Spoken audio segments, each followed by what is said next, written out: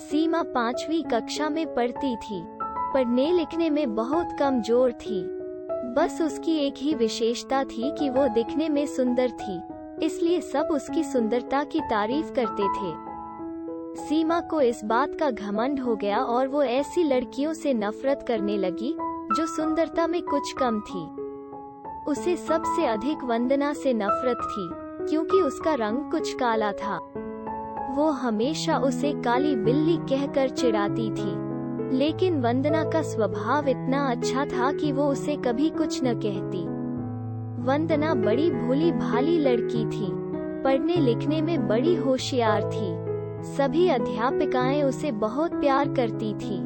घर पर भी माँ उससे बहुत खुश थी। हर काम में माँ को सहयोग देती। सभी काम वो मन लगाकर करती थी। वो बड़ी बड़ी सफाई पसंद थी, इसलिए हमेशा साफ सुथरी भी रहती थी। सीमा सारे दिन घर से बाहर खेला करती। अर्धवार्षिक परीक्षा निकट आ गई, लेकिन उसे तो किसी बात की चिंता नहीं थी। एक दिन सीमा सवेरे अपने घर से बाहर निकली। उसके पापा नई गेंद लाए थे, इसलिए वो बहुत खुश थी। वो सीधी अपनी एक सहेली दिव्या के घर गई। दिव्या उस समय अपने घर की सफाई करने में मदद कर रही थी। सीमा को देखते ही वो बोली, आओ सीमा। दिव्या, चलो बाहर खेलने के लिए चलते हैं। नहीं सीमा, मुझे तो अभी बहुत काम करना है। फिर सवेरे सवेरे पढ़ने का समय होता है। मैं शाम को खेलूंगी।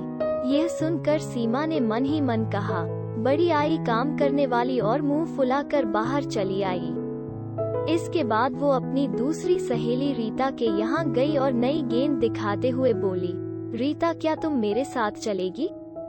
नहीं, मैं तुम्हारे साथ अभी नहीं जा सकती। मुझे अभी पढ़ाई करनी है, घर का काम करना है। यह सुनकर वो चुपचाप बिना कुछ कहे गुस्से से बाहर चली गई। इसके बाद वो अपनी कई सहेलियों के घर गई, पर सभी पढ़ाई कर रही थी। किसी को खेलने की फुर्सत नहीं थी। सीमा सोचने लगी, इन सब को क्या हो गया है? इन्हें तो बस घर का काम करना और पुस्तकें पढ़ना ही पसंद है। फिर कुछ सोचकर सीमा अपनी प्रिय सहेली नीता के घर गई, लेकिन वो भी उस समय पढ़ाई कर रही थी। सीमा ने उसकी पुस्तक बंद करते हुए कहा, क्या हरदम तोते की तरह पुस्तकें रटती रहती हो? चलो बाहर खेलने चलते हैं। सीमा, वार्षिक परीक्षा निकट है। मुझे पढ़ाई करनी है, इसलिए मैं तुम्हारे साथ खेलने नहीं चल सकती। तुम भी अपने घर जाकर पढ़ाई करो, वरना इस बार फिर फेल हो जाओगी। सीमा उदास मन से लौटने लगी, तभी उसे नीता की आवाज सुनाई दी। वो अपने माँ से कह रही थी, देखो न माँ, सीमा सवेरे सवेरे खेलने के लिए आ गई। उसे पढ़ाई की बिल्कुल चिंता नहीं है। मैं अब उसके साथ नहीं रहूंगी। जब देखो तब वो अपनी सुंदरता की चर्चा करती रहती है। माँ, मुझे तो वंदना बहुत अच्छी लगती है। वो बहुत मेहनती है, पढ़ने लिखने में भी बहुत होशियार है। बस उसका रंग ही थोड़ा सा काला है। यह सीमा तो उस बेचारी को काली बिल्ली कहकर चिढ़ाती रहती है। यह सुनकर उसकी माँ बोली, नीता, सुंदरता रंग से नहीं, गुणों से होती है। अच्छे गुण ही वंदना की सुंदरता है। सीमा इसके आगे कुछ न सुन सकी।